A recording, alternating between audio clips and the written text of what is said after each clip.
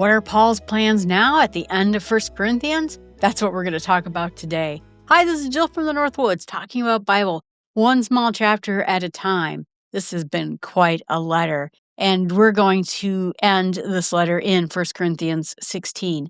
He covered a whole array of topics, and now he's responding, to letters that he got himself and then also issues that he heard were going on in the church. Very big, wealthy church, and a lot of false belief and a lot of conflict and a lot of people taking false pride in things they shouldn't be doing. He's trying to straighten them out.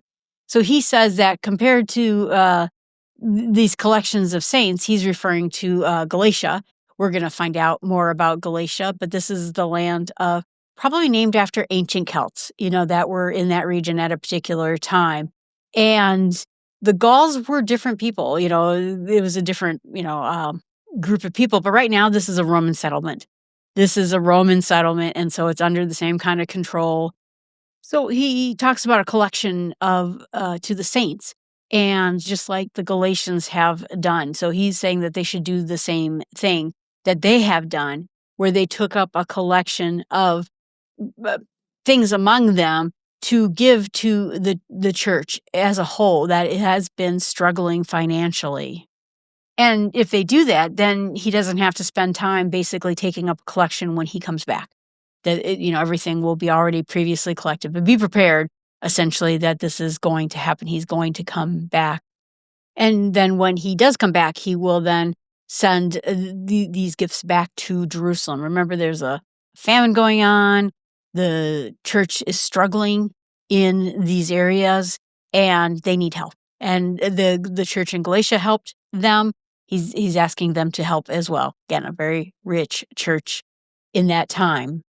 And that he will come back after he spends some time in Macedonia. That's going to be kind of more of a Greek area. That Macedonian, like I said, was Alexander the Great and Philip, his father. But when he's done there, he will come back there, and maybe he'll even spend the winter there and spend more time with them. And then they can help him with the journey he's going to go on next. He does, though, hope to spend some time. And he says he's going to be staying in Ephesus, which is where he is now until Pentecost. He has had this wide door of effective work that's been going on with him, places that are open to him, and good stuff is happening. So he's making sure that he is making an impact in Ephesus. Remember, Ephesus was a place that had many other idols, and people raged against him because they were worried their idol business was going to go out of income because he was preaching this other god other than Artemis, who is the hunter goddess. And he's saying there's a lot of other adversaries as well. He says that Stephanus, Fortanus, and Archicus, I hope I'm saying it right, are there working with the church, and they've been making up for their absence and doing the work of God in that particular area. They refreshed his spirit, and that's good because, Paul has a lot on him. Aquila and Priscilla say, hey, and, that's the idea. In this case, he called her Prisca. That's going to be a form of Priscilla, just in a different name, a shorter name. But think of it this way, like he calls someone Susan and then someone else calls him Susie. That. Anyway, he says, together in the churches and their houses, send a greeting to you all. All the brothers greet you and greet you with a holy kiss. And I was, listening to a bunch of people talk about that. We just don't do that in our culture. We would maybe shake hands. We might give each other a hug. It's a cultural thing. And so they're going to greet each other with the holy kiss. Maybe we'd fist bump and say, hey. But anyway, you get the idea. This is Paul writing to them. And he says, I write this greeting in my own hand. It was mentioning, before, he is transcribing these letters through somebody else because he has something wrong. They talk about the thorn in his side. Some people argue if that is some kind of a physical disability, but then other people mentioned that there was something maybe wrong with his vision and that he could not write very well because his vision was so bad. And so when he was writing in his own hand, it was very big letters because of his vision problems, maybe large print edition. But this greeting, comes at the end. Like I said, we kind of have letters in reverse. we start out with the greeting. Hi, Bob. How are you? Hope your vacation went well. And then I get to business and then I say, love, Jill. In this case, he starts out with Paul, writes his letter, and at the end sends them their greetings and the all the niceties of the letter. So essentially, he's just saying that this letter is in my own hand, and this way you can't question who it came from. This is a letter. Their signature is a part of this, so you truly know it is from him. And if anyone has no love for the Lord, let him be accursed. Our Lord Jesus coming back, sheeps and the goats, and so it's the signature. It's a letter at the end.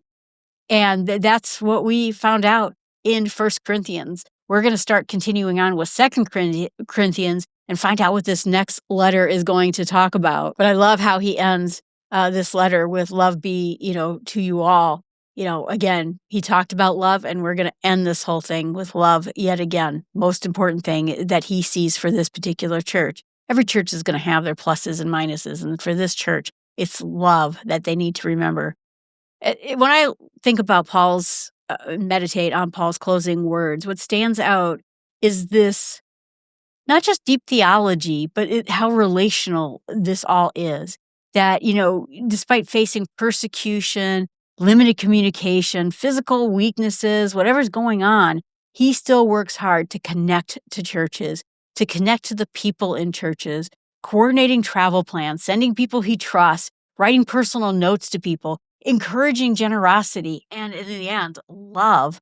He is sending this message, and these messages could have taken weeks or months to get to these people, but he didn't let the distance of the time or the difficulty excuse spiritual neglect of them. It's a conviction. We all have communication pretty easily, text messages, social media, emails, telephones. We have ways of connecting and relating with people. And yet sometimes those relationships fade. Spiritual encouragement goes unsaid. We could do so much more, because it is so much more that we have with us right now.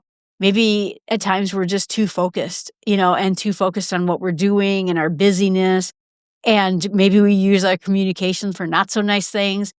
And Paul reminds me in particular that ministry is not just about preaching the truth, but it's about sustaining connections, which I am terrible at, I have to tell you.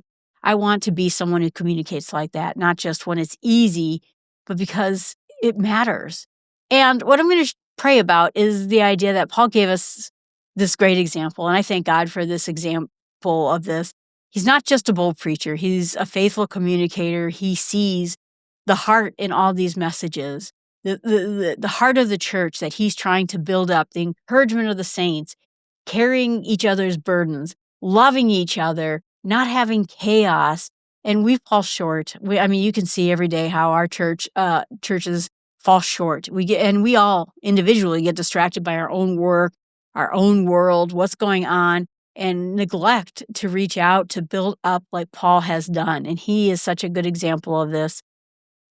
There's people that have been placed in your heart, and we should ask for forgiveness when we have silence regarding those people, and that we should grow in spiritual discipline and maturity, connecting and encouraging and checking in with each other, and getting the courage to reach out to people in grace and truth and love. And even if it's inconvenient to us, even if the bridges aren't quite there, we should bridge those distances and start being the voice of comfort where there is silence. So I hope that God forgives me for that and helps strengthen me in my time of, growing in this communication skill. And what I want to share with others is the idea that Paul coordinated this massive church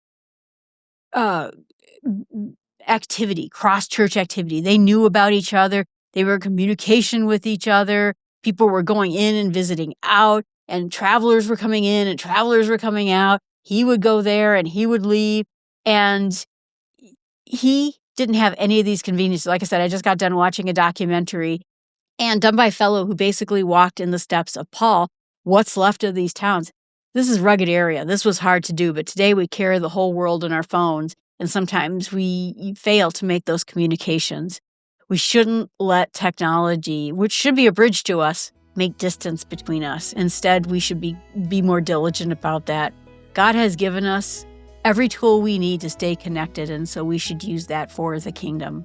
All right, everyone, thanks so much. Appreciate you watching, listening. If you have any questions, if you have any comments, put them right here in the chat channel. Email me at jill@startwithsmallsteps.com.